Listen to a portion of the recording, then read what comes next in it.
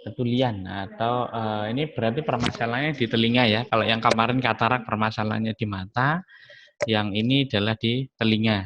Jadi sama seperti kemarin yang kita bahas ada 7 kurang lebih, review anatomi fisiologi, definisi, etiologi, manifestasi klinis, patofis, pemeriksaan penunjang, dan asuhan keperawatan. Jadi ini secara global ada 7 ini ya, ketika Anda mempelajari kasus atau penyakit apapun, dan asuhan keperawatannya yang dibahas kurang lebih ya ini 7 ini. Sama seperti Anda menyusun LP atau laporan pendahuluan ya. Jadi isinya kan ini. Ada 7 item ini. Nah, kita ke review anatomi fisiologi dulu. Nah, ini ya.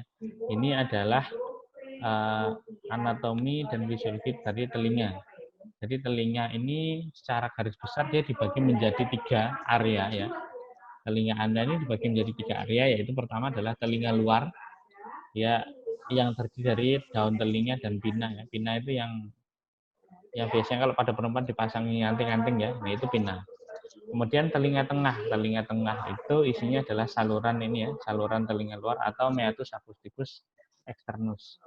Nah, sama membran timpani ini masuknya sebenarnya ini sebagai pembatas ya, membran timpani atau gendang telinga. Ini sebagai pembatas antara telinga tengah dan telinga dalam. Nah, telinga dalam ini isinya adalah tulang-tulang pendengaran, rumah siput atau koklea, saluran semisirkularis, serta saraf pendengaran. Ditambah lagi nih saluran Eustachius. Untuk anatomi telinga Anda sudah pernah dapat belum ya? Dulu di tingkat 1 sudah pernah dapat belum? Sudah ya, oke. Berarti cepat ya. Ya, berarti saya review aja bener ya. Nah, ini. Oke. Nah, ini juga sama ya. Nah, pembagian telinga luar, tengah, dan dalam. Nah, pembagian ini nanti mendasari permasalahan apa yang ada di telinga. Jadi permasalahan di telinga luar itu contohnya apa, di telinga tengah apa, di telinga dalam apa, dan apa asuhan keperawatannya. Seperti itu, nggih. Nah, ini review lagi ya. Jadi frekuensi yang kita dengar ini ya audioable ya, rentangnya adalah 20 sampai 20.000 Hz. Ya, kalau infrasonik ini suaranya di bawah itu, ultrasonik di atasnya ya. Atau ini intensitas suara, ada bisikan, percakapan, dan konser dan sebagainya. Ini rentang desibel standarnya ya. Dan ini adalah gangguan atau ketulian atau gangguan permasalahan pada telinga. Kalau gangguannya ringan ya, ini dia masih bisa mendengar di rentang ini. Nah, di rentang seperti ini. Moderate, severe, dan profound ini sangat parah sampai ke 90 desibel. Ini ya. Nah, ini dari arti kata tuli atau ketulian ya. Ketulian ini artinya adalah ketidakmampuan seseorang dalam menerima dan menerjemahkan gelombang bunyi yang diterima oleh alat pendengarnya.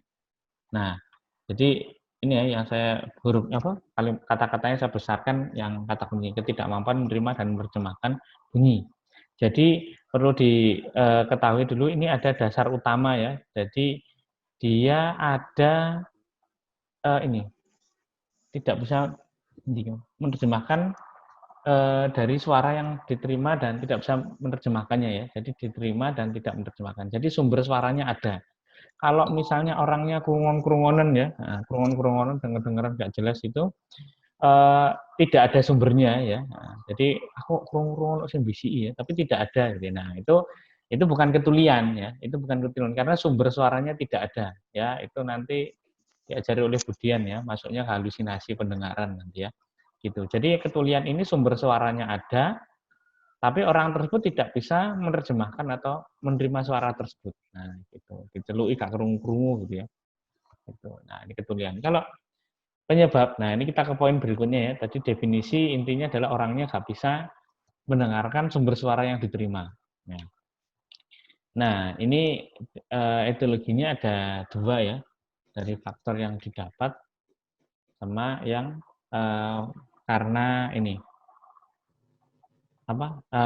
genetik ini bawaan, serta faktor yang dialami ketika sudah lahir ya gitu. Jadi faktor yang dapat ini contohnya adalah infeksi. Jadi infeksi telinga, kemudian ini ya ada luka di telinganya, misalnya ini apa korek-korek telinga. Nah, korek-korek telinga, terus pakai ini, pakai yang besi itu ya. Nah, itu kemudian telinganya mengalami luka. Nah, itu kan ada luka, berarti kan bisa ada port di entry ya, ada jalan masuknya bakteri. Nah, itu bisa jadi bikin infeksi seperti itu. Nah, ini otosklerosis ini dari kata oto itu telinga ya. Telinga. Nah, kemudian sklerosis itu artinya adalah kekakuan. Wah, maka kita tulisan.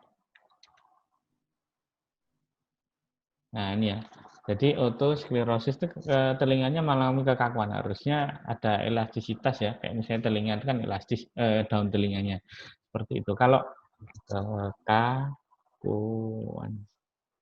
Nah, kekakuan. Nah, arti kata sklerosis itu artinya begitu. Misalnya aterosklerosis, atero itu artinya pembuluh darah ya. Aterosklerosis berarti kekakuan pada pembuluh darah gitu ya. Jadi sklerosis itu artinya kekakuan, nanti depannya tinggal dilihat apa ya. Oto artinya telinga, misalnya otore berarti keluar darah dari hidung. Apa telinga kok hidung? Rinore yang keluar darah dari hidung ya. Otore keluar darah dari telinga dan sebagainya ya. Ini kata kunci dasar kan. Meningitis. Nah, ini dari kata meningen. Meningen itu selaput otak ya.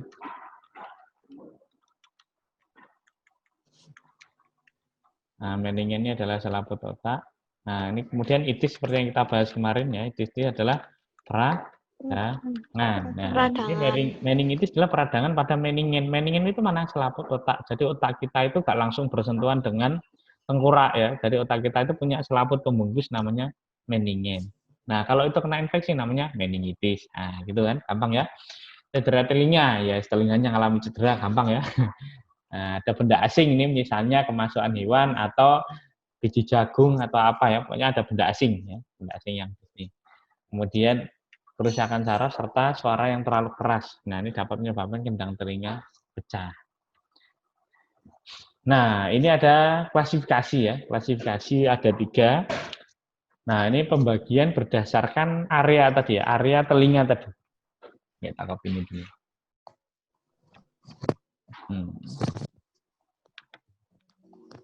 Kan ya, tuli konduksi artinya adalah gangguannya mulai dari telinga luar sampai telinga tengah. Tuli konduksi berarti permasalahannya dari telinga luar sini sampai telinga tengah. Nah, berarti mau di daun telinga di sini ya, di jalannya ini ya. Misalnya orang apa?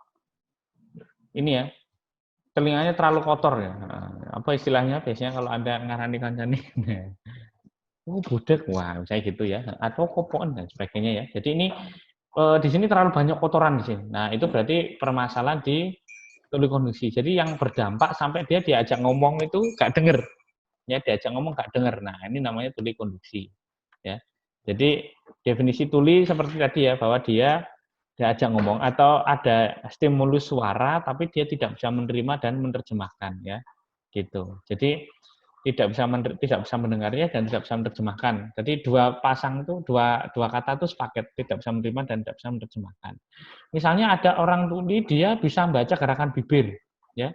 Dia ada orang ngomong dia nggak dengar sebenarnya, tapi dia ngerti karena bisa membaca gerakan bibir ya. Itu tetap tuli karena dia tidak bisa menerima suaranya tapi ngerti. Nah, makanya disebut tuli ada sepaketnya tadi, tidak bisa menerima suara dan tidak bisa menerjemahkan. Nih. Nah, kemudian yang kedua adalah tuli sensori. Tuli sensori itu permasalahannya di telinga dalam. Nah, telinga dalam ini ya. Ini telinga luar dan tengah tadi ini sampai ini ya. Nah, sampai tulang pendengaran dan sebagainya. Telinga dalam tuh ini apa namanya? Rumah siput, saluran semi kanalis ya. Kanal itu salurannya, kanalis, semi sirkularis. Semi itu setengah, sirkular itu sirkuler ya, lingkaran ya. Jadi ini Anda lihat analis semisirkularis artinya adalah saluran setengah lingkaran. Ini fungsinya adalah untuk keseimbangan tubuh ya. Jadi misalnya ini contoh gampang ngetes fungsi ini adalah yang Anda muter-muter, muter-muter pusing tuh ya, lama-lama ketika berdiri kelihatan muter semua ya. Ketika jalan jadi sempoyongan dan sebagainya. Nah, itu yang terdampak dari Anda muter-muter adalah ini kanalis semisirkularis. gitu. Atau posisi misalnya Anda lagi merem ya, ditutup matanya, kemudian dibalik posisi Anda, kepala di bawah, kakinya di atas gitu ya. Walaupun Anda merem ya, itu ketika posisi dibalik Anda tidak sadar, ketika sadar Anda akan tahu bahwa Anda sedang dalam posisi terbalik. Karena ini yang menyadarkan bahwa ini posisinya kita ini tidak seimbang ya. Pusat keseimbangan, memang dia disetting normalnya ya kepalanya di atas. Nah, gitu. Jadi ini yang ngatur nih kanalis semisirkularis. Nah, jadi kalau tuli sensori permasalahannya di sini di rumah siput di sarafnya sini. Nah, gitu. Sampai ke batang otak. Nah, ini koklea ini rumah siput ya, nama lain nih koklea. Koklea ini rumah siput sama lainnya. Nah, kemudian ada tuli campuran itu gangguan di kedua-duanya, baik di konduksi ataupun sensori ya. Konduksi itu artinya perambatan ya. Jadi di telinga luar sampai tengah ini fungsinya merambatkan toh. Ya, jadi suara itu dirambatkan saja. Tapi kalau yang sensori itu saraf ya. Nah, itu jadi yang bermasalah di area telinga dalam sini. Nanti insya Allah ada video ini. Video proses mendengar normal dulu. Nah, ini contoh dari tuli konduksi atau gangguan pada telinga luar sampai tengah. Nah, ini contohnya, gambarnya kelihatan. Nah, ini ya. Ini ini telinganya ketutup ya, lubang telinganya ketutup. Ini kira-kira kalau diajak ngomong bisa dengar nggak? Tidak. Nah, Tidak, Pak. ini kenyataannya orangnya masih bisa dengar karena telinga sebelahnya berlubang. Oh. Iya, maksudnya telinga sebelahnya kan masih bisa dengar ya. Sama kayak Anda diajak ngomong, telinga satunya Anda tutupi itu ya. Nah, kan masih bisa dengar ya. Tapi ya tentu persentase yang didengar berkurang ya. Gitu. Seperti itu. Contohnya ini ya, sumbatan serumen. Nah, serumen itu ini kotoran telinga itu ya. Jadi dia memang dikeluarkan oleh telinga ada fungsinya ya. Seperti yang saya sampaikan kemarin bahwa setiap lubang alami dalam tubuh kita itu punya sistem pertahanan ya, punya sistem pertahanan alami gitu. Nah, ini telinga yaitu tadi sistem pertahanannya adalah serumen. Jadi ketika ada benda asing masuk, kan kalau yang serumennya fresh ya, masih baru ya, baru keluar, itu kan lengket-lengket gitu ya. Nah, itu fungsinya adalah misalnya ada benda asing, misalnya semut gitu ya, masuk ke situ dia satu ketika berjalan kesulitan, dua rasanya ini asam ya, bersifat asam. Jadi makhluk tersebut akan mati. Nah, gitu. Jadi sebagai ini ya, sebagai sistem pertahanan. Tapi kalau kebanyakan ya, atau nggak pernah dibersihkan, ya kan numpuk ya. Jadinya ya kayak ini tadi secara sederhana. Gini. Nah ini secara sederhana ya ini. Bayangin di sini ada serumennya numpuk. Berarti kan udara nggak bisa masuk ke sini ya, suaranya nggak bisa masuk ya. Akhirnya ya nggak denger. Nah gitu. Sederhananya begitu. Ini malformasi daun telinga ini ya telinga luar. Nah, jadi contohnya adalah pada petinju. Biasanya kasus begini itu pada petinju. Karena dia itu sering atau ini ya main UFC dan sebagainya, pokoknya sering teman-teman gitu ya. Nah, pada telinganya itu sering dipukuli. Anda nanti bisa browsing ya. Telinga petinju itu nanti mereka akan mengalami malformasi atau perubahan mal itu ini ya salah ya.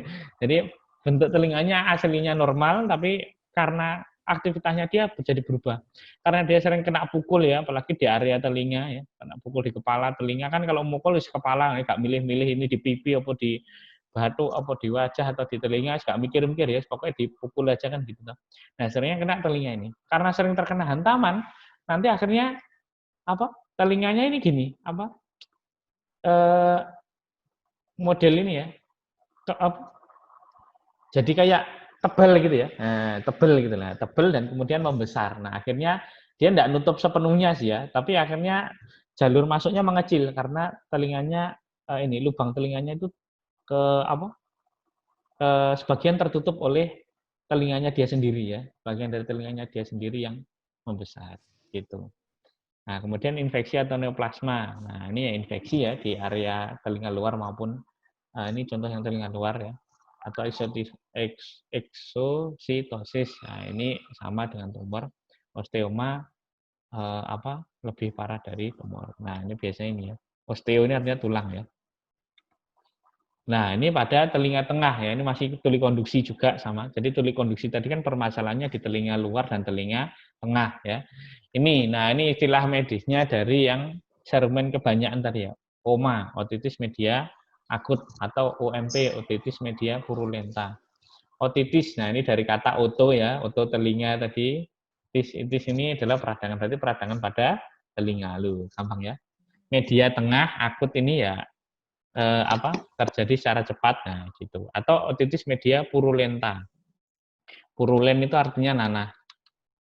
Nah, purulen itu artinya nanah. Jadi di telinganya itu isinya serumen atau ada serumen atau nanahnya yang akhirnya nggak bisa kedengeran gitu ya. Gitu. Ini atau kegagalan pembersihan, disfungsi silia-silia. Jadi di telinga kita itu ada bulu-bulu halus ya. Ada nanti di praktikum ini ada ini. Jadi ngintip dalamnya telinga pakai otoskop. Jadi di dalam telinga nanti kita bisa melihat gendang telinga itu bisa terlihat ya dari luar saja tanpa kita harus alat khusus. Jadi pakai otoskop aja kelihatan. Otoskop ini prinsipnya seperti kaca ini ada corong ya, kemudian di corong itu ada kaca pembesarnya, di depannya corong itu ada senternya. Nah, jadi ketika dimasukkan jalannya itu disenteri, kita ngintip pakai kaca pembesar. Nah, gitu. Jadi otoskop seperti itu fungsinya. Nah, nanti kita bisa gendang telinga, ada tonjolan atau tidak dalam saluran telinga tadi ya, serumanya seperti apa, warna mukosanya seperti apa. Nah, kalau ini adalah baru trauma. Baru itu artinya tekanan ya. Jadi trauma karena tekanan. Ini biasanya ketika kita berada di ketinggian yang sangat tinggi atau kedalaman yang sangat dalam. Waduh, kalimatnya ini bocah ya. Jadi misalnya contohnya ini, Anda misalnya naik pesawat gitu ya. Atau naik motor aja wis ya, yang semua pernah ngalamin naik motor, perjalanan jauh, ketika kita melepaskan helm, telinga ini kan rasanya kayak kesumbat ya. Ya, rasanya kok kayak nggak denger gitu loh ya. Nah, itu sebenarnya ini belum masuk baru trauma ya. Ya itu contoh awal dari baru trauma begitu. Jadi semakin tinggi atau semakin dalam itu tekanan yang dialami telinga akan semakin besar sampai gendang telinganya rusak nanti gitu. Jadi kenapa menyelam itu kok ada kedalaman maksimal yang bisa orang bisa menyelam itu kenapa ya? Wah, aku sudah pakai tabung oksigen dia bisa napas kan ya. Nah, tapi yang bermasalah adalah tekanan yang dialami ya. Tekanan yang dialami oleh tubuhnya ya, bukan cuma telinga atau tubuhnya.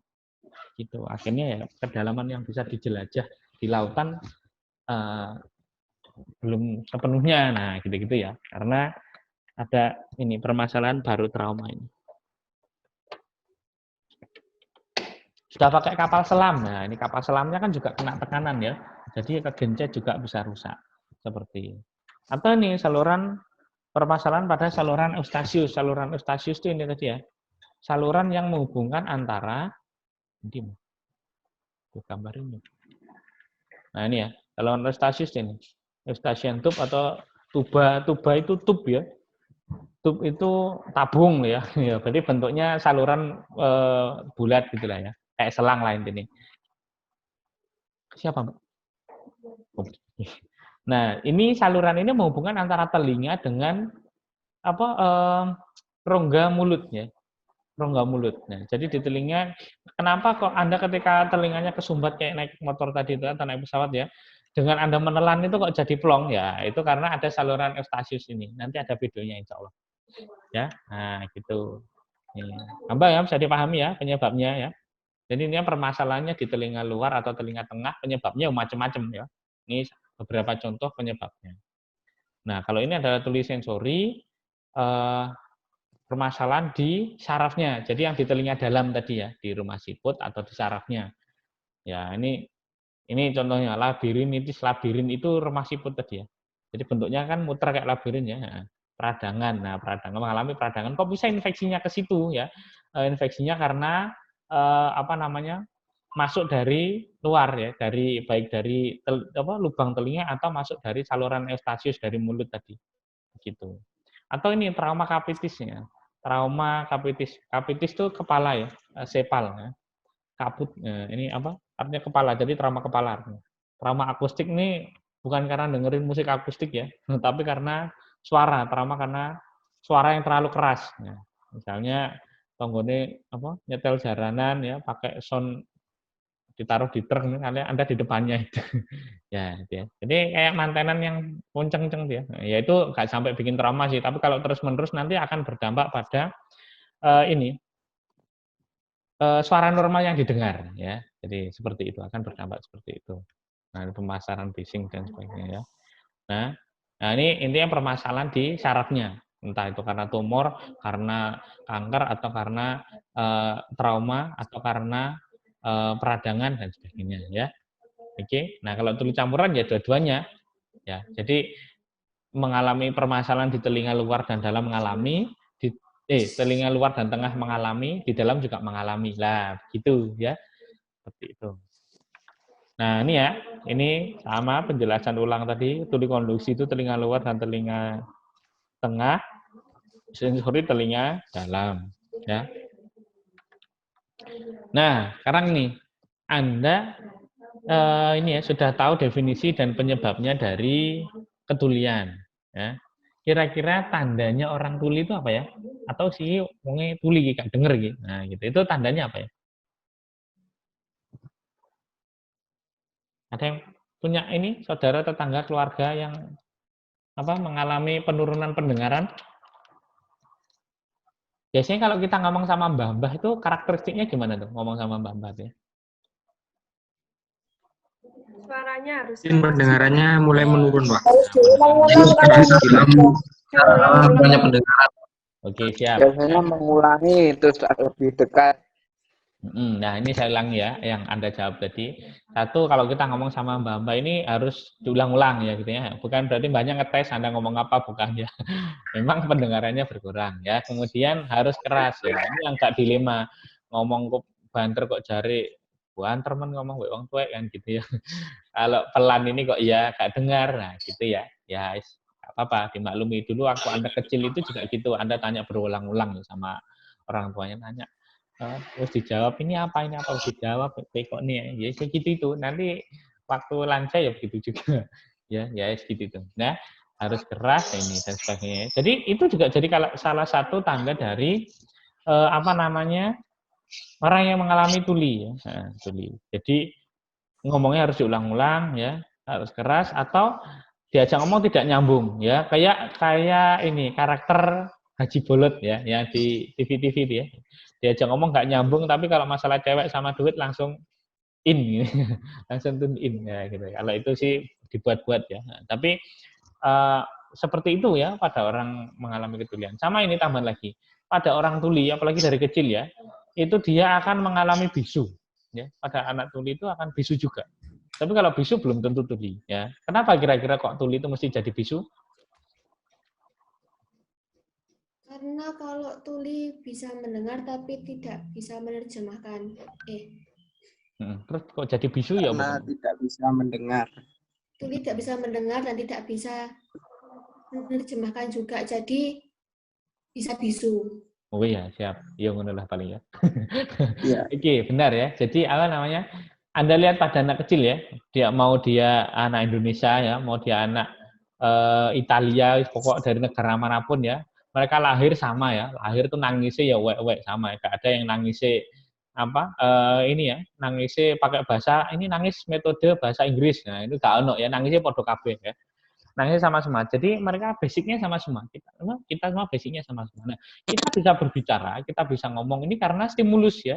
Stimulus. Jadi misalnya Anda lihat adik Anda, ponakan Anda, atau Anda mengingat zaman kecilnya dulu, bisa ngomong ya karena diajak ngomong ya, diajari mama, papa, lah itu kan gitu ya, gitu. Ayah, ibu kan gitu ya, diajari gitu, mereka ngulangi ya, akhirnya ngerti bahwa yang disebut ayah itu ini, yang disebut ibu itu ini. Jadi mereka dengar, mereka mengulangi, mengucapkan, ya akhirnya bisa ngomong, bisa mendengar. Nah kalau pada anak tuli, dia tidak bisa mendengar stimulusnya. Ya, dia enggak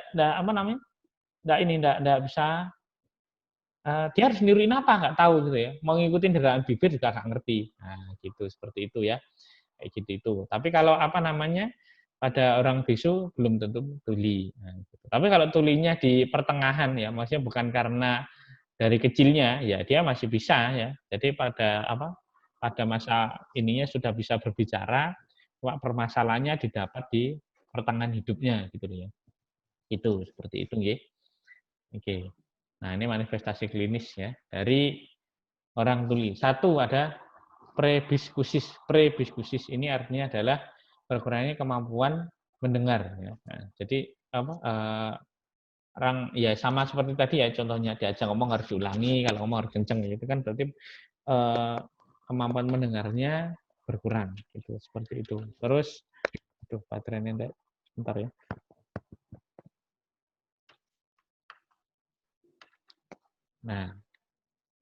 Nah, kemudian nih koktail party ini kan party.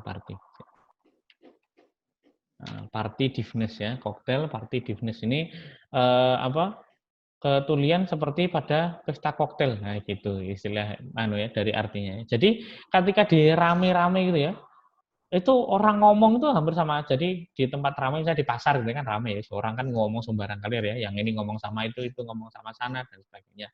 Jadi dia itu kedengarannya kemeriak semua, termasuk juga dengan orang yang diajak ngomong. Ya dia juga kadang juga sama-sama kemeriaknya ya gitu. Atau ini juga kadang dampaknya di dia di tempat ramai itu susah memfokuskan suara ya karena suaranya hampir sama semua. Maksudnya sumber suaranya dari yang ngajak ngomong sebenarnya dia dengan suara orang ngomong dengan orang lain itu ya. Nah, itu dia bingung membedakan nih yang ngomong ini siapa sih. Nah, gitu seperti itu gitu. Gitu. Kemudian adanya tanda trauma ya, misalnya ini trauma pada telinga atau petinju tadi. Nah, itu kan contoh tanda dari trauma ya.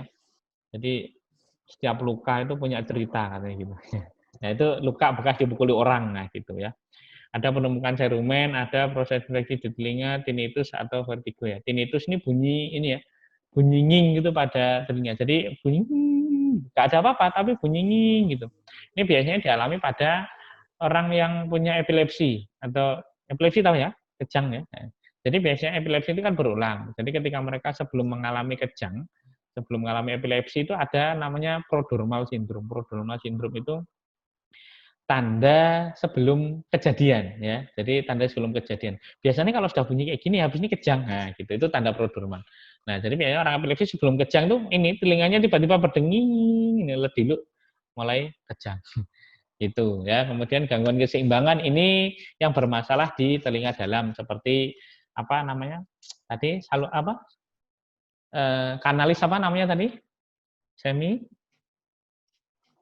Semi sirkularis ya, Jadi kanalis semi sirkularis, kanalis itu kanal ya, saluran, channel ya. Saluran, semi itu separuh, sirkuler itu lingkaran. Jadi saluran setengah lingkaran. Karena dia sebagai pusat keseimbangan, ketika orang mengalami ketulian juga dia mengalami gangguan keseimbangan ya. Nah, ini vertigo ya, vertigo mungkin familiar ya atau mungkin ada yang mengalami vertigo. Itu permasalahannya di situ di kanalis semi sirkularis ya. Keletihan, nah keletihan ini capek ya, cak ngomong fokus ngurungoknya gak kerungu-kerungu ya. Atau acuh ya, acuh ini cak ngomong gak tekno, memang gak denger ya, gitu. Ini berikutnya adalah penurunan kepercayaan diri ya, gak pede, kan udah sadar diri ya, nah, gitu. Jadi aku gak mau ke sana, kemudian nanti diajak ngomong gak ngerti, nah malah jadi gak enak malah. Nah itu kan mulai mengalami penurunan kepercayaan diri. Curiga, ada orang ngomong dipikir ngerasani, waduh sudah digawe ya, gitu, gampang curiga. Udah marah, nah ini ya, kebanggaan semu ini pura-pura denger ya, padahal gak denger, baru denger ya. Sama kayak Anda, inilah ya, dengerin orang ngomong asli gak ngerti, mantuk-mantuk, oh iya, padahal orang ngerti. Nah gitu ya, cuman ini kasusnya di pendengarannya.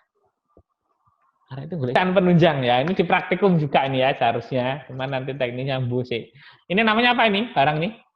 Familiar dengan barang ini apa namanya? Garpu tala. Garpu tala ya. Garpu tala. Ya. Jadi ketika Anda jendikkan atau Anda pukulkan dia akan bunyi, kita akan bunyi begitu ya. Akan seperti itu. Nanti ngetesnya bisa pakai batangnya sini, yang bawahnya sini atau suaranya yang berdenging dari sini. Jadi ini untuk membedakan nanti suara merambat lewat tulang sama suara merambat lewat udara. Jadi suara itu bukan cuma lewat udara aja, kita dengarkan dari tulang aja bisa juga gitu loh, seperti itu. Nah ini tes garpu tala ada 3 tes nih, Rino, Weber, Swabah. Nanti di ini aja di praktikum ya lebih paham lagi. pemeriksaan fisik telinga ya. Ini dilihat physically telinganya seperti apa ya. Jadi ada trauma atau tidak ini langsung kelihatan ya, langsung kelihatan. Ya. Kalau yang agak dalam cerumen ya. Jadi ini untuk memeriksa telinga tengah ya, bukan telinga dalam. Jadi memeriksa lubang telinga itu berbeda pada anak-anak dan orang dewasa. Kalau pada orang dewasa itu, jadi lubang telinga itu agak belok-belok dikit ya, dikit nggak banyak, agak belok-belok dikit. Nah untuk meriksa kan bagusnya dibuat ini ya, lubangnya itu kelihatan lurusnya. Jadi cara membuat lurus pada orang dewasa, telinga itu ditarik ke belakang, ke atas. Ada orang dewasa ya. Tapi kalau pada anak-anak untuk membuat lubangnya itu kelihatan lurus, ditariknya ke belakang terus ke bawah. Nah jadi daun telinganya ditarik ke belakang terus ke bawah. Nah itu kalau pada anak-anak nanti lubangnya lurusnya gitu. Jadi kita kalau lihat dalamnya kelihatan, lihat sampai gendang telinga kelihatan. Tapi kalau pada dewasa ditarik ke atas, ke belakang atau ke belakang ke atas sama ya. Otoskop ini yang saya sampaikan tadi ya, yang alat seperti corong nanti di ada senter di depannya ya dan ada ketik pembesar. Jadi lubang telinganya kena senter kan kelihatan dalamnya. Nah, kita ngintip dari corong yang berlubang itu tadi. Gitu, seperti itu ya. Tes bisi atau arloji. Nyari siapa, Mbak?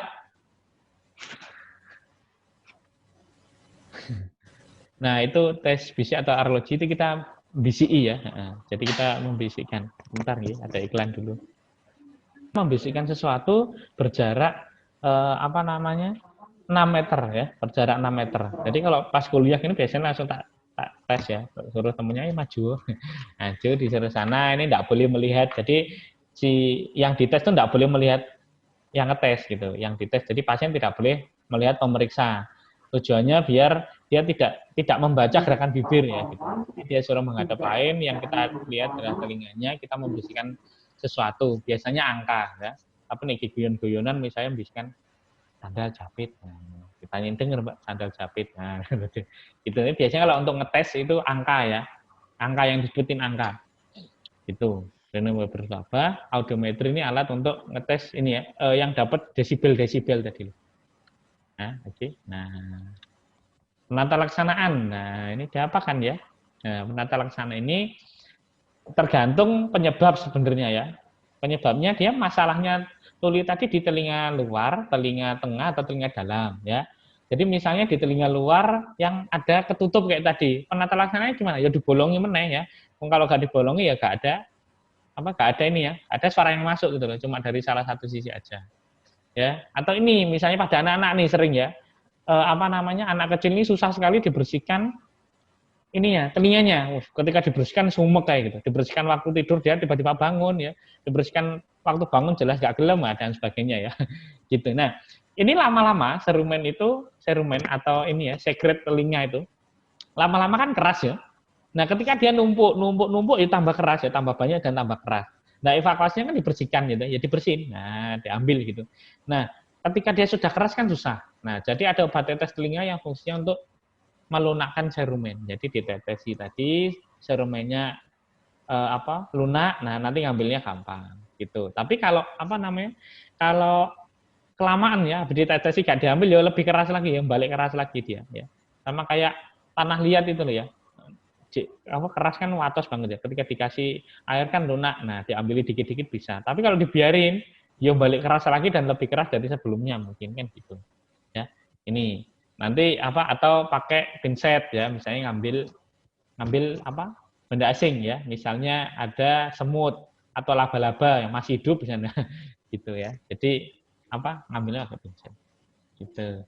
Atau infeksi pada telinga, jadi telinganya gatel terus ini bengkak dan sebagainya, baik di daun telinganya maupun di lubangnya ya. Itu ya diatasi infeksinya, berarti kalau penyebabnya bakteri dikasih antibiotik. Kalau virus ya dikasih antivirus ya gitu ya. Tapi analgesik ini kayak telinganya nyeri ya. Pemeriksaan diagnostik kalau pengen tahu dulu ya, ini penyebabnya dia tuli apa. Gitu. Kalau yang di telinga luar dan tengah ini masih agak gampang diatasi ya. Yang telinga dalam ini agak ribet ya. Ya, agak ribet. Jadi ini contohnya koklea tadi rumah siput tadi ya, yang bentuknya muter sirkuler tadi ya.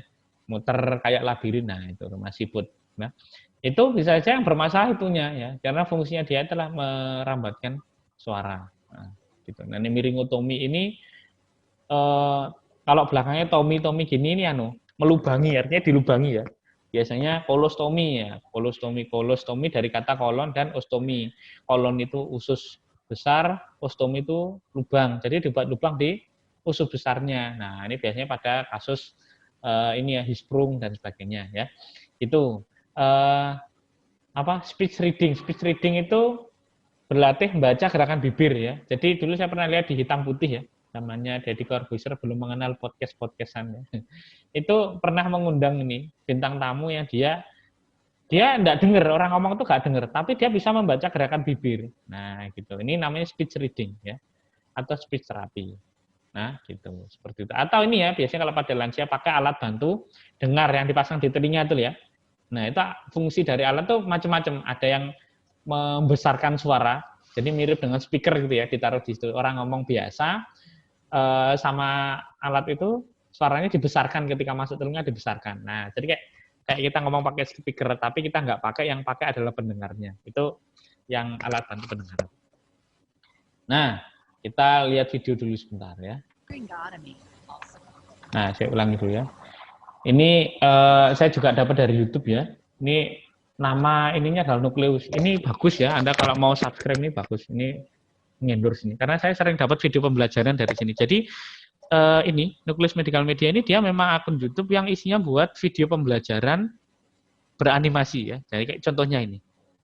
Video pembelajaran. Jadi Anda kalau mau memahami sesuatu kadang ngomong males ya. Lihat video itu langsung paham ya materi dari definisi etologi dan nah, ini bahas miringotomi tadi ya. Miringotomi tadi ya. Nah, ini ya. Nah, ini nama lainnya adalah timpanotomi atau timpani atau membran timpani tadi adalah gendang telinga ya. Jadi apa namanya? Gendang telinga, nama lainnya adalah membran timpani. Nah, ini ceritanya adalah dia melubangi gendang telinga. Jadi gendang telinganya malah dilubangi. Ya. Kenapa? Ya ini alasannya.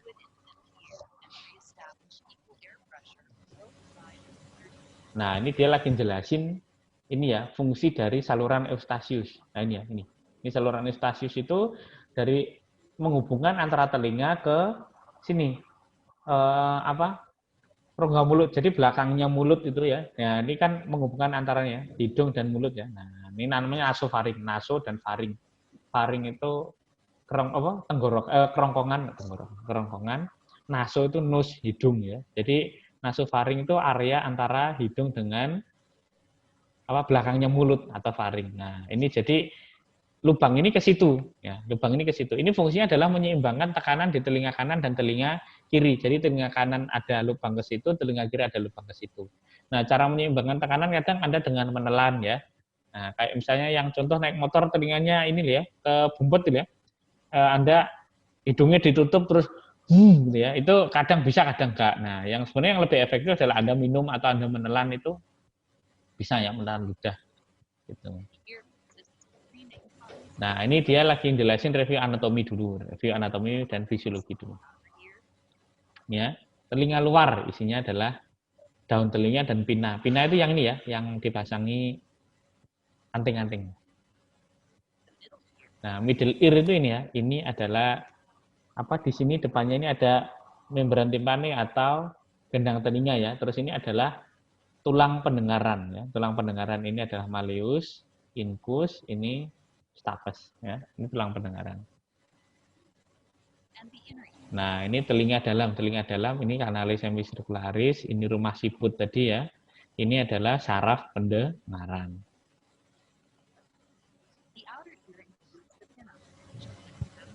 Nah, ini proses normal mendengar. Jadi sebelum kita membahas ketidaknormalan, ya kita harus tahu normalnya bagaimana ya. Orang mendengar normal itu bagaimana sih? Jadi fungsi dari daun telinga kenapa bentuknya kayak gini ya? Kenapa gak ini? Ya fungsinya adalah dia untuk ngumpulin suara ya. Ketika ada suara itu dikumpulin sama dia terus diterusin ya. Misalnya Anda mau lihat pada night elf gitu ya, yang telinganya lincip-lincip ya. Nah, itu secara fungsi tidak berdampak ya. Karena ngumpulin yang berfungsi ininya loh. Nah, ngumpulin. Jadi dia fungsi daun telinga itu adalah mengumpulkan suara. Nah, ini adalah suara ya. Ini adalah gelombang suara nih ya. Nah, ini adalah gelombang suara.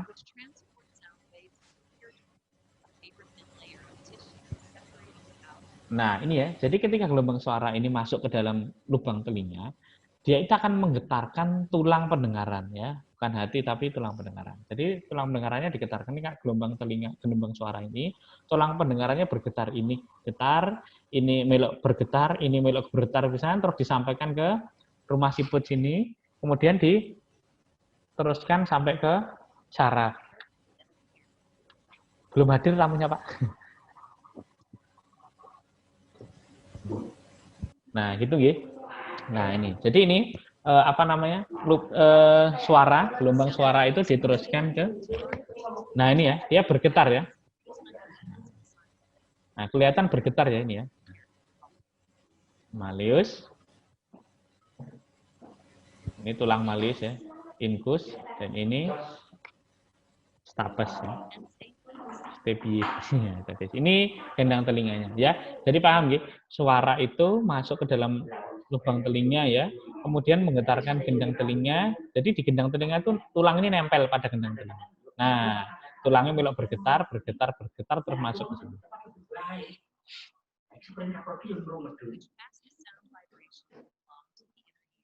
Nah, ini ya. Nah, habis itu sama saraf di ini kan, di apa? Di apa jenenge? Diteruskan ke saraf ya. Ini cara ngorek-ngorek ini gimana ya? Aku ya iso gambar. Nah, ini kemudian masuk ke saraf ke sini. Nah, ini namanya saraf atau nervus auditory. Lokasinya di bawahnya lidah sini, nembusnya ya. Itu. Ini kalau belajar anatomi insya Allah sudah disampaikan ya. Mungkin kalau nggak lupa ya lagi nggak ingat atau dulu sudah nggak paham.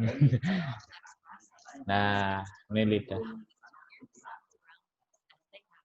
Nah, ini dia yang ceritain ya, bahwa proses ini yang kita pahami pelan-pelan ini, ya instan saya ngomong Anda langsung dengar, ya toh? Ini prosesnya kayak gitu tadi. Nah, gitu ya. Paham ya? Seperti itu. Nah, ini betapa kita sudah diciptakan ini ya, demikian kompleksnya ya, tanpa kita meminta ya. Jadi seperti itu proses mendengar. Telinga apa suara dikumpulkan oleh daun telinga, masuk ke lubang telinga, terus menggetarkan gendang telinga, tulang pendengaran, diteruskan ke rumah siput, terus diteruskan sama saraf, nah, terus diterjemahkan sama otak. Cepet ya, padahal prosesnya wakih ini. Tapi instan, saya ngomong A, Anda langsung dengar A.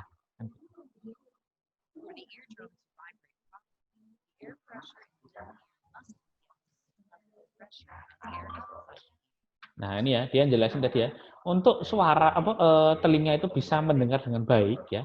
Tekanan di telinga sini ya, tekanan di sini, tekanan udara di sini dengan tekanan udara di dalam sini harus sama. Harus sama.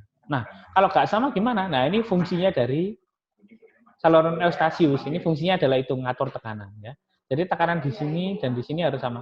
Kalau ini kan ketika tekanan kegedean kan ada jalan keluar ya. Ya, nah kalau ini kan nggak ada. Nah, ini jalan keluarnya lewat sini saluran Eustachius.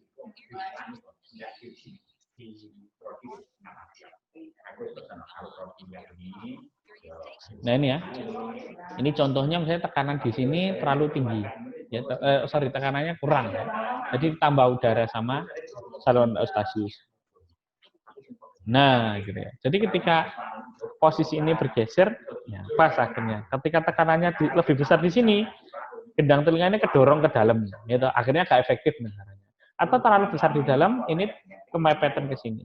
Ya, gitu ya. Jadi fungsi saluran Eustachius adalah menyeimbangkan tekanan di telinga luar dan telinga sini ya, dalam sini. Paham ya? Paham. Nah, ini contoh ya kenapa kok perlu miringotomi tadi. Ini contoh infeksi ya. Jadi ada infeksi di sekitar situ. Misalnya kanker nasofaring ya, atau pokoknya ada infeksi di sekitar lubang saluran Eustachius tadi. Nah, ini ya, contohnya adalah kanker nasofaring ya. Lubang yang harusnya ini kan keluar ke nasofaring tadi ya.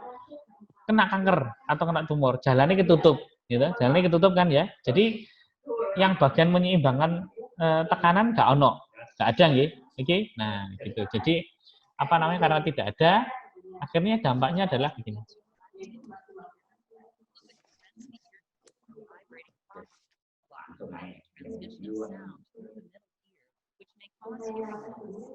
Nah ini ya, ini dampaknya ketika ada peradangan atau ada infeksi dan sebagainya tadi. Ini nanahnya ke sini bos. Nah, ini isinya cairan. Jadi Anda bisa bayangkan kira-kira kalau ada kayak gini, getaran di sini bisa terjadi apa enggak? Getaran di gendang telinga bisa terjadi enggak? Enggak bisa ya? Tidak bisa. Nah, ini akhirnya yang berdampak pada dia jadi tuli tadi gitu. Jadi nggak bisa dengar. Oke? Paham ya? Iya. Nah, ini penata laksananya adalah mirip itu. Nah, ini tadi saya cairan itu bukan cuma cairan toh, isinya bakteri. Yo, tambah nanti kemana-mana loh ya. Ini deket banget sama otak telinga nih. Ya, jadi bisa bikin meningitis, bisa bikin apa? Nah, ini ya alasan. Jadi miringotomi atau timpanotomi, ini kalau timpanotomi dari kata membran timpani ya, membran timpani tadi gendang telinga, ostomi itu dilubangi, lubang ya. Jadi timpanotomi berarti membran timpaninya dibuat lubang. Nah, gitu. Jadi dari arti kata dasar ya. Nah, ini ya. Jadi cairan itu lebih di situ lebih dari 3 bulan ya. Jadi dia sudah ini artinya apa? Berarti dia sudah tidak mendengar mengalami penurunan pendengaran itu sudah 3 bulan lebih. Nah, gitu ya. Jadi bukan kemarin terus sekarang dioperasi bukan ya. Jadi beneran itu penyebabnya. Nah, gitu ya, dievaluasi dulu. Nah, ini. Jadi ketika misalnya penyebabnya apa? Bakteri, infeksi gitu ya. Udah dikasih antibiotik aja, minum antibiotik aja dulu gitu ya. Tapi kalau misalnya nggak iso ya baru ke sini gitu ya. Jadi ini penanganan terakhir misalnya.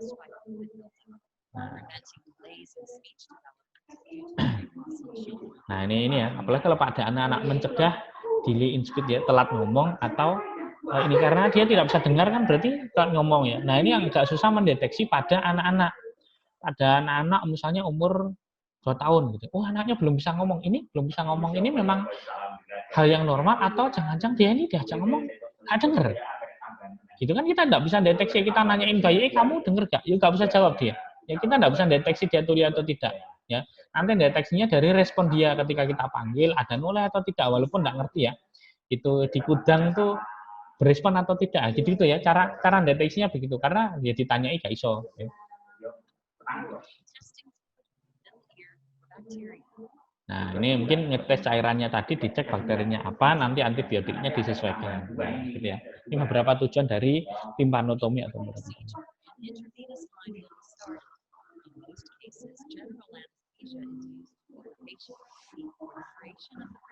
Nah, ini ya. Jadi pastinya diinfus dulu IV-line, intravena line. Ya. Jadi pasang infus ya. Kemudian di general anestesi di total. Terus apa? Nah, ini ya. Ini adalah gendang telinga. Gendang telinga ya. Jadi gendang telinga kalau Anda nanti pas praktikum ya, ngintip gendang telinga ini kayak gini, selaput tipis gini. Cuma ini terlalu bersih ya. Nanti di kenyataan agak gelap sama, maksudnya karena pencahayaan ya agak gelap sama ada kotoran-kotoran. Nah, ini ya. Jadi daun telinga? Gendang telinganya itu dilubangi pakai laser ya. Jadi ditembak laser gitu, dan telinganya bolong. Nah ya, lubang toh. Cairan yang di belakangnya tadi ya, yang nyumbat tadi ya, yang nggak bisa bergetar tadi. Nah, ini keluar lewat lubang sini. Nah, cairannya keluar.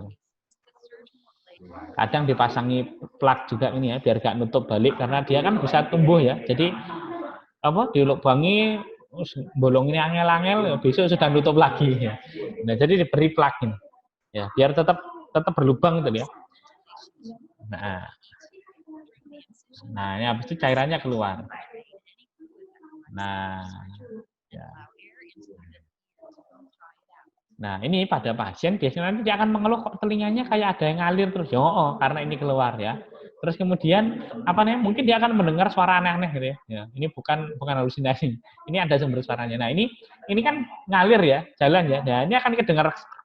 Nah, ini kan ngalir gitu seperti itu. Jadi akan kedengeran seperti itu. Kemudian dia akan berair, nanti disarankannya adalah dia tidur miring dengan telinga yang ini di bawah. Biar cepat segera keluar gitu ya. Cairannya cepat habis. Nah, gitu ya. Nah, ini kadang kalau diperlukan telinga sebelahnya juga dilakukan kayak gini. Ya lihat kondisi ya. Jadi cairan kayak tadi itu ada di dua-duanya telinga atau salah satu. Nah, ini dia bilangnya seluruh prosedur ini kurang lebih perlu waktu 30 sampai 40 menit. Cepetan ya. Cepet ya. Sing lama menyiapkan pasien, ngandani pasien cek gelem. Nah, nanti ini kemudian ini dilepas, gendang telinganya akan nutup lagi seperti semula. Karena itu bisa tumbuh gitu ya. Tapi mungkin ya ada jaringan parut sama kayak kita luka ya, misalnya kena pisau gitu. Robek gitu ya. Itu kan nggak usah kita obati, dibiarkan aja ya nyambung-nyambung sendiri ya, sembuh-sembuh dewi ya kan ya. Cuman kadang ada yang sembuh dengan sempurna, ada yang sembuh dengan bekas luka gitu. Ngoten nggih? Nah, bisa dipahami. Nanti secara diagnosa ya, kita itu bisa ngambil diagnosa dari manifestasi klinis. Manifestasi klinis kan ada gejala ya. Jadi dengan keluhan begini itu kira-kira diagnosanya apa? Ini sama seperti katarak kemarin ya. Diagnosa pertama adalah dia gangguan penglihatan. Kalau ini berarti gangguan pendengaran. Oh, iya. Tapi kalimatnya adalah gangguan persepsi sensori titik 2 pendengaran. Kalau yang katarak kemarin gangguan persepsi sensori penglihatan. Nah, gitu. Oh iya, ada nyeri. Nah, ini kalau permasalahannya pada apa namanya? Ada telinga luar ya. Gitu. Biasanya memang ini apalagi kalau karena inflamasi ya. Jadi ada infeksi dalam tuh rasanya nyut itu nggak bisa dipegang ya. Gitu. Ini ya. Biasanya gangguan persepsi sensori pendengaran ya. Atau ini gangguan komunikasi verbal ya. Apa? Ngomong nggak nyambung ya. Diajak ngomong nggak nyambung. Nah, gangguan komunikasi verbal ini bisa bermasalah di mulutnya, bisa bermasalah di telinganya. Ya, ini contohnya di telinga adalah mulutnya normal ya, tapi dia nggak dengar diajak ngomong ya bermasalah ya. Kalau yang bermasalah di mulutnya mungkin pasien dipasangi ETT, dipasangi mayo suatu di mulutnya yang dia bikin nggak bisa ngomong gitu ya. Nah, itu gangguan komunikasi verbal. Resiko cedera ya, jadi dikandani min kalimin ya. Bukan plus, nggak mencolot ya. Ada nyebrang, dikasih tahu ada kereta mau lewat, ya nggak lihat, nggak terus. Nah, itu resiko cedera ya. Ini resiko cedera ini, resiko ketabrak, resiko kecelakaan dan sebagainya. Kalimat standar diagnosa keperawatannya adalah resiko cedera. HDR, nah ini yang apa namanya tadi ya, nggak pede, mau ikut ngumpul-ngumpul nggak pede, nanti jangan ngomong nggak berhubungan kan gitu ya. Resiko infeksi juga seperti itu. Oke, nah ini intervensinya sesuai dengan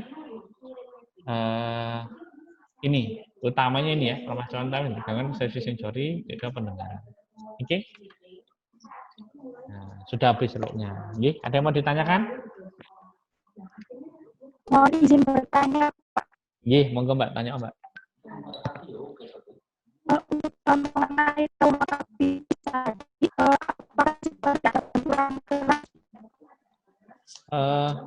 Mbak Eka, mohon maaf saya suaranya putus-putus gak dengar. Ditulis di chat aja ya, saya jawabnya.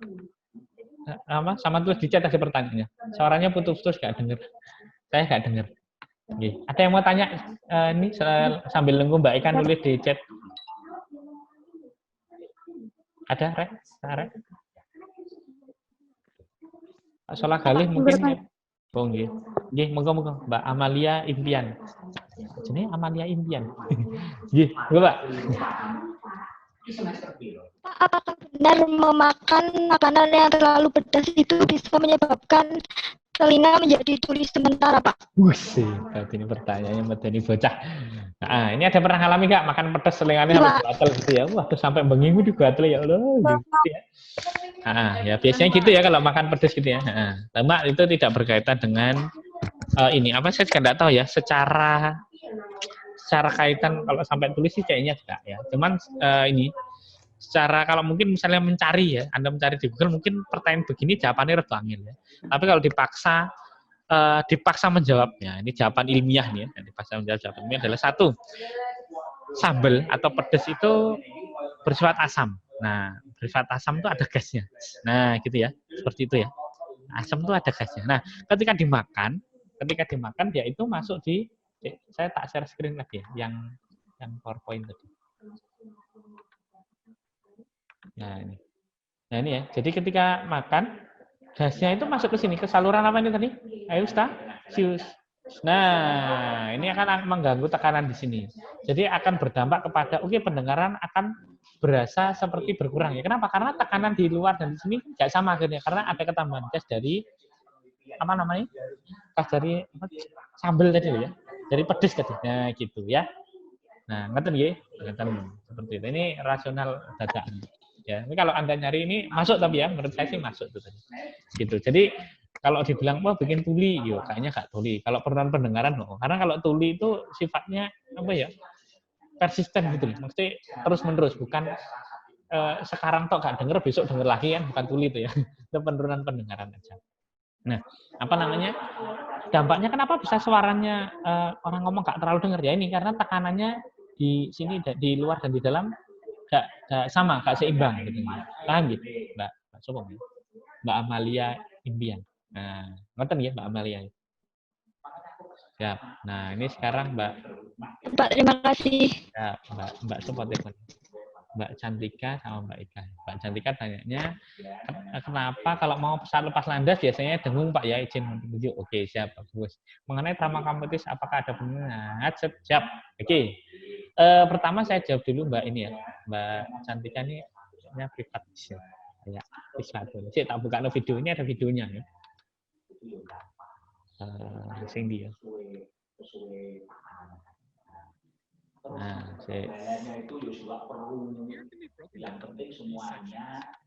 Nah, saya ulangi videonya. Ini saya juga dapat dari YouTube. Anda subscribe yang kayak gini-gini loh ya. Bagus nih untuk keilmuan, bagus ya. Ini nama channelnya Osmosis. Ini dia juga sama buat video pembelajaran, tapi karakteristiknya adalah gambar. Kan kalau yang tadi nukleus tadi video ya, video. Nah, ini karakteristiknya gambar gini dia. Dia jelasin step by step ya, cuma pakai bahasa Madura. Pakai bahasa Inggris ya. Tapi kalau Anda live streaming kan subtitle diaktifkan kan bisa. Tapi insya Allah bisa dipahami lah ya. Karena pinter kabeh bahasa Inggris. Nah, ini ketika di zoom telinga itu kayak gini ya, telinga luar, telinga dalam, dan telinga tengah dan telinga dalam. Sama seperti tadi ya. Jadi saya skip dulu aja.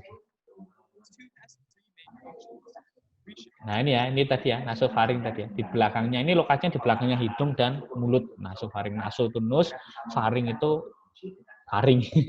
Ya itu, jadi lubangnya itu di situ gitu ya. Nah, nanti Anda lihat gambar anatomi. Nah ini ya, fungsinya adalah menyeimbangkan tekanan. Video sih. Nah ini ya contohnya ya. Jadi pada saat naik pesawat, nah ini seringnya bukan cuma naik pesawat ya, ke tempat yang lebih tinggi atau tekanannya naik. Nah, itu ini apa namanya? Ini kalau misalnya ini ya, yang pernah bepergian dengan anak kecil, ada bayi gitu, akan dipeseni ya. Jadi saya dulu sampai dipeseni beberapa kali sama pramugari. Ketika nanti pesawatnya take off atau lepas landas, bayi itu harus minum, makanya harus nyusu, entah itu dot atau nenek ibunya ya. Jadi harus menelan pada saat lepas landas. Karena pada saat lepas landas pesawat naik itu tekanan tertinggi di situ. Jadi biar nanti dia telinga itu tidak mengalami trauma dan sebagainya gitu ya. Nah, jadi dibuat tekanannya sama dengan cara dia minum, atau kalau kita nyuruh ayo adik bayi menelan kan orang ngerti ya, jadi dikasih dot aja, dikasih susu aja biar minum. Nah gitu, jadi biar tekanannya sama. Ketika pesawat ini, nah ini contoh permasalahan pada tekanan, penyeimbangan tekanan ya. Nah ini contohnya. Nah ini ketika pesawat naik ya, take off nih, tekanan udara itu menurun, tekanan udara menurun.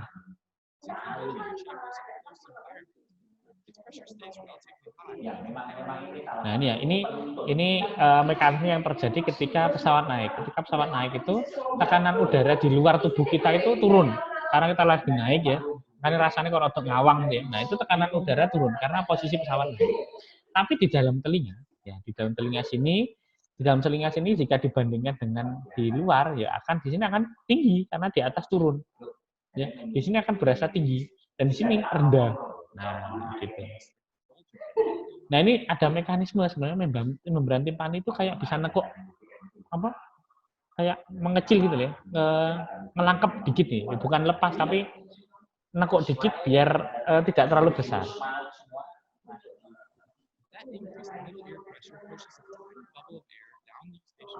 Nah, ini ya. Ini apa namanya? Kebalik, Sarah. Sorry, saya kebalik. Ini gambarnya kebalik. Ini telinga luar ya.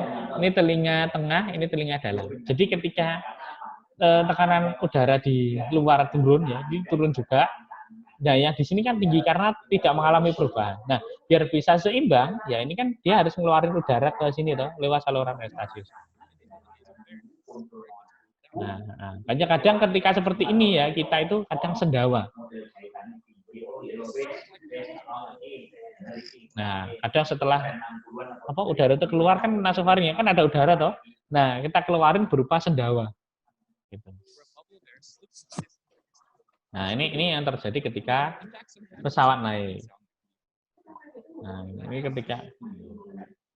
ketika pesawat naik. Kalau pesawat turun, yang terjadi sebaliknya. Nah, ini tujuannya begini ya. Nah, ketika kita naik motor dan sebagainya gitu ya, kenapa kok telinga ini nggak patek krungu? Ya, di sini lebih rendah, di sini lebih tinggi. Ya, jadi agar bisa seimbang, dari sini harus ngeluarin tekanan. Nah, caranya gimana dengan kita menelan ludah pun nggak apa-apa, misalnya kita sudah minum sampai pelompokan nggak imbang-imbang. Atau kadang yang dilakukan adalah Anda nutup hidung kemudian menekan gitu ya, biar dorong gitu ya. Nah, itu kalau dorong gitu kadang bisa, kadang enggak, karena tujuannya untuk meluruskan ini tadi. Ini tadi kan nekuk dikit gitu toh. Nah, ini pada saat pesawat turun, sebaliknya tekanan udara tinggi ya, di sini tinggi, di dalamnya rendah. Nah, jadi karena tinggi ya, dari sini tinggi, gendang telinganya kedorong masuk serot. Nah, gitu.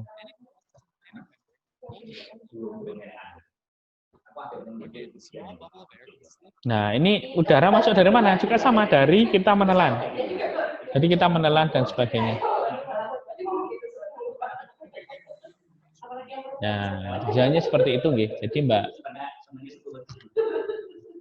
Waduh, ini saya ngajar ditanya, ini agak berat ini saya jawab. Maaf ya, jadi untuk kalian nggak dengar gosip di sebelah sini ya. Oke, gitu ya. Siapa namanya Mbak? Siapa Mbak ya? Intekan.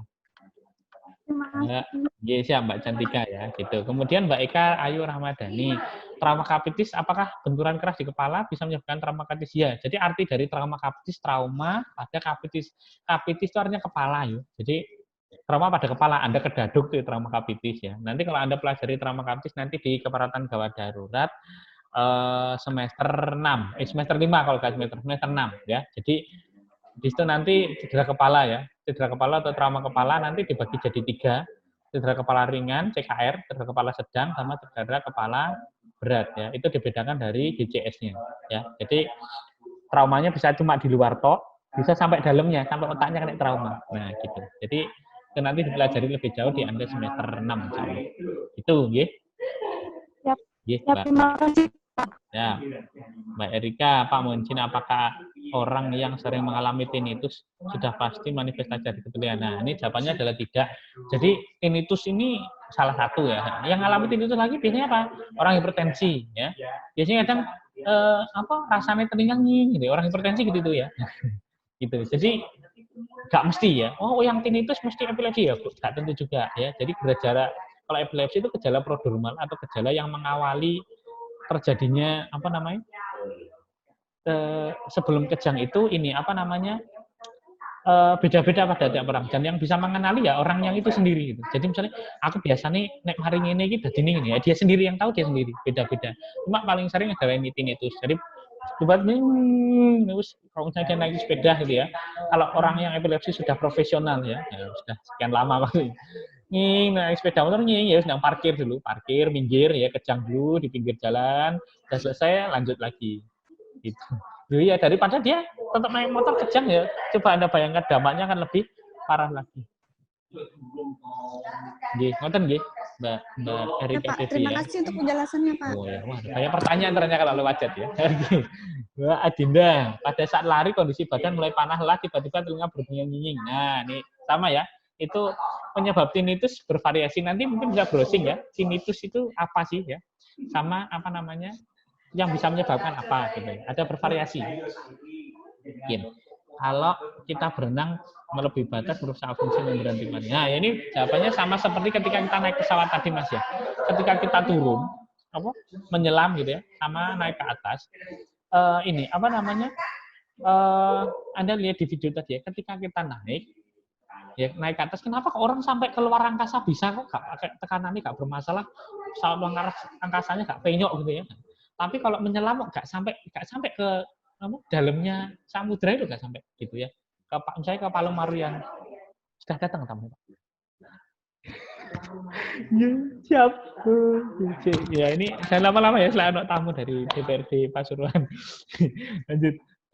Kondimo ya ceritanya. Ya, jadi kenapa seperti itu orang sampai luar angkasa bisa?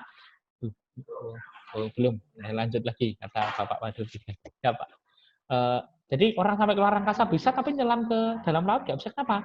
Walaupun pakai kapal selam seperti itu ya, tekanan di air itu besar. Guyoni Pak Sarto ya saya. Apa namanya? Tekanan di air itu besar. Jadi orangnya selamat, kapal selamnya sing ruwetnya gitu ya. Gitu. Jadi apa namanya? Sama kenapa kita menyelam itu tambah lama walaupun pakai tabung oksigen gitu ya. Jadi nafas itu bisa wis nggawa oksigen deh. Tapi kenapa nggak usah sampai dalam? Karena tekanan di air itu ketika turun tuh tekanannya di luar besar. Dan ketika jadi tak share screen lagi ya. Di video tadi. Nah, namanya lihat ini ya. Apa namanya? Ketika turun di luar itu tekanannya besar, akhirnya dorong ke sini toh. Ya. Jalan keluar itu lebih kecil. Jadi lebih susah. Akan lebih mudah ketika naik gini, di sini rendah, di sini tinggi, ngeluarinnya gampang, ya. Kalaupun enggak ya it's okay. Tapi ketika ini tekanannya tinggi di luar ya, tekanannya ikut masuk ke sini kan tinggi juga ya di sini ya, di telinga, lubang telinga sini ya. Nah, ini daun telinga ini. Kan dia dorong gini toh. Di video ini tadi yang nah ini lihat. Semakin tinggi berarti kan semakin besar ya. Berarti kira-kira ini bisa jebol nggak ini gendang telinganya? Bisa jawabannya ya. Nah, makanya kok ke dalam itu susah. Kalau yang ini tadi, nah yang gitu. Nah, ini ya. Nah, ini ya. Nah, ini ketika tekanannya di sini rendah, di sini tinggi, ini kan kayak semacam agak ketarik gini ya. Nah, agak ketarik begini. Jadi ya oke. Cek sebentar ada telepon ya, saya angkat dulu ya. Halo, Assalamualaikum. Halo. Nggih, dereng niki saya tasik ngajar juga. Belum merapat ke situ. Nggih, dereng datang, Pak. Siap. Nggih, nanti nggih siap nanti kalau hadir saya kabari. Nggih, siap Bapak Ketua Senat. Nggih, Assalamualaikum. Nah, betul nggih. Jadi kenapa kok ke dalam itu lebih susah karena mekanisme ini tadi. Jadi ini jalan keluar ini bisa jalan keluar ya. Itu nggih. Seperti itu. Betul nggih Pak Ridwan nggih, insyaallah nggih. Oke, terus apa lagi nih? Wah, ini benar. Mohon izin Pak bertanya pada saat seseorang demam tinggi. Kalau ini saya rekam ya, jadi nanti Bapak jangan ngomong reno-reno gitu. Pada saat seseorang sedang demam tinggi lalu sampai mengeluarkan darah dari telinga, itu apakah berpengaruh? Nah, ya, jawabannya ya. Cuman demam tinggi sampai keluar darah ini ya rada derawasi ya sebenarnya. Jadi contoh kasus yang sampai dari telinga keluar darah ya, itu contohnya adalah ini, kasus fraktur basis kranii. Fraktur basis kranii. Jadi kraniumnya itu ya tak boleh no. Waalaikumsalam. Oh nggih, siap. Saya sebentar ya, tamunya datang. Nggih, saya akhiri dulu ya. Saya akhiri dulu nggih. Assalamualaikum warahmatullahi wabarakatuh. Waalaikumsalam.